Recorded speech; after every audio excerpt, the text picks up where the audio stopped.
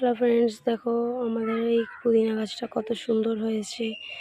আর আমি এর আগেও ভিডিও দিয়েছিলাম যাতে পুদিনা গাছের শিকড় ওঠে। তো শিকড় উঠে দেখুন কি পরিমাণ এরকম ঝামড়ি ঝুমড়ি গাছ হয়েছে। আমি একটা গাছ থেকে আরও অনেক গাছ বানিয়ে নিয়েছি যাতে আমাদের সুবিধা হয়, যাতে করে এগুলো বাজারজাত করতে সুবিধা হয়। আর এই স্মেলটাও কিন্তু দারুণ।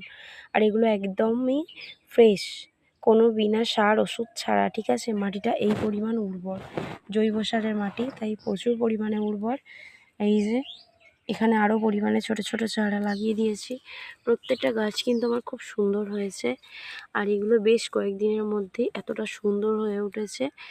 আর এগুলো কিন্তু বন্ধুরা টোটালটাই জৈব সারের উপরে ডিপেন্ড করে হয়েছে। ঠিক আছে, ভিডিওটা কেমন লাগলো, ভালো লাগলে অবশ্যই একটি লাইক ও সাবস্ক্রাইব করে দেবেন। আপনাদের সহযোগিতা একান্ত কাম্য। দেখুন এখানে কিন্তু ছোট ছোট চারা প্রচুর পরিমাণে রয়েছে। এখানে এই চারাটা আবার খুবই ছোট। তো এরকম পরিমাণে চারা পুরো টোটাল এরকম দেওয়া আছে। আর এই চারাগুলো এক একটা কিন্তু এই যে এখান থেকেই ডাল গজাতে শুরু করে দিয়েছে। যেমন এই যে একটা থেকে তিনটে, এখান থেকে আরও ছোট ছোট। এটা এক একটা গাছ এরকম জায়গা, পুরোটা জায়গা চারিয়ে যাবে। তো তাই আমি একটা করেই ডাল বসিয়েছিলাম, যেমনটা এখানে দেখালাম যে প্রত্যেকটা গাছের প্রচুর পরিমাণে ডাল হয়ে গেছে।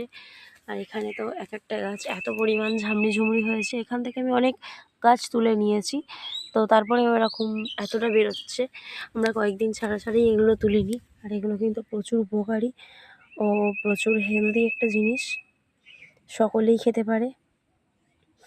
অনেক অনেক সুস্থ রাখে শরীরকে এই গাছগুলো। এগুলো হলো পুদিনা গাছ। বন্ধুরা দেখো, দেখতেই পাচ্ছ কতটা সুন্দর, কতটা সুন্দর হয়েছে এই গাছটা। এখানে সবকটা গাছই দেখতে পাচ্ছ কতটা ফ্রেশ রয়েছে, কতটা সুন্দর রয়েছে। আর এখানে যেহেতু আমি পুকুরের পাড়ে বসিয়েছি, পুকুরের পাড়ের জায়গাটাকে কাজে লাগিয়েছি। দেখতেই পাচ্ছ এখানে জল আর এখানে পুকুর, এখানে পুকুরের মাটি। তো এই জায়গা দিয়ে কিন্তু কখনোই জল দেওয়ার প্রয়োজন হবে না।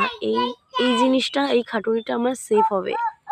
আর এদিকে আমি আরও গাছ লাগিয়ে দিয়েছি। এখানে আছে ছোট ছোট লাল নোটের গাছ, এখানে আছে কলমি শাকের গাছ। এই যে ছোট ছোট দানা বেরিয়ে গেছে, একদম নতুন। ঠিক আছে, এই 2 পাতা করে বেরিয়েছে। এই যে এখানে অনেক গাছ বেরিয়ে গেছে। আর এদিকে আছে ঢ্যাঁড়স গাছ। ঢ্যাঁড়স গাছ এখনও বেরোয়নি, তাই আমি দেখাতে পারলাম না। অন্যদিন অন্য কোনো ভিডিওতে দেখাবো বন্ধুরা। ভিডিওটা কেমন লাগলো অবশ্যই জানাবেন। টাটা।